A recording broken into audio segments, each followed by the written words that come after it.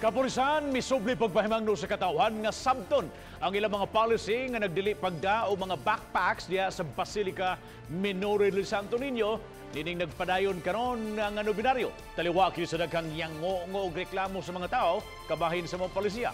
Alang sa uban pa mga detalye atong siren karon ang latest update pinagi sa live report ni Nico Serino. Nico?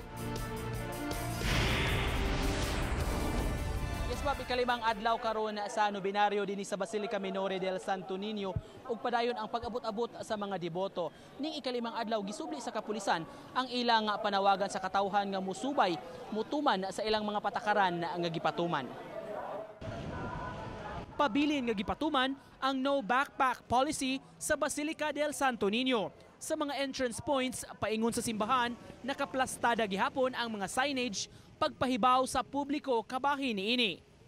Daghan gihapon ang wala masayod sa palisiya, maong wala makasulod sa cordon area. Sama ni ining mga college students nga wala na lang sab mamugos aron makasulod. Diha na lang sila sa gawas nagpondo aron makatambong gihapon sa misa ug naaninaw ra ang sulod sa simbahan pinaagi sa mga LED screens. Kining mga managhigala nga among nahinabi, nagplano nga ugmang adlaw di na gyud sila magdala og backpack aron makalahos sa Pilgrim Center. Hello, pero dili nga inani day ka stricto gud ba? Taga South province ba niya. First time pa namo diri so wala pa mi kabalo sa mga kuan diri kayo. Ulit na. Dayon, balik na lang. Balik na lang, way backpack. Balik. Sling na lang. Sling, okay ra. Kining usa ka lalaki nabalibaran sab pagsulod. Padulong unta siya sa COMELEC office kay mangayo og voter certification.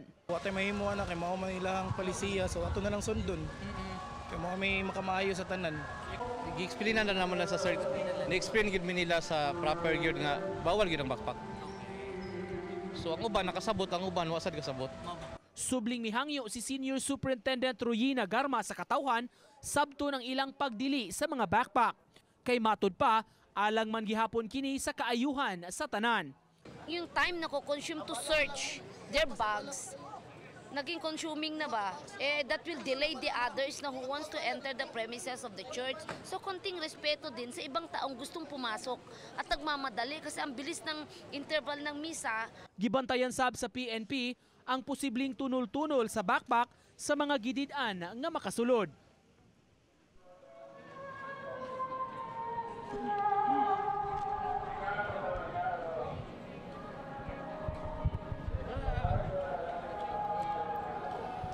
Live kini nga kuha karon na bab ni mga orasa dinhi sa may Dan Magallanes iskina P. Burgos usa kini sa mga entrance points pasulod dinhi sa Basilica Minore del Santo Niño ug sa may Plaza Sugbo.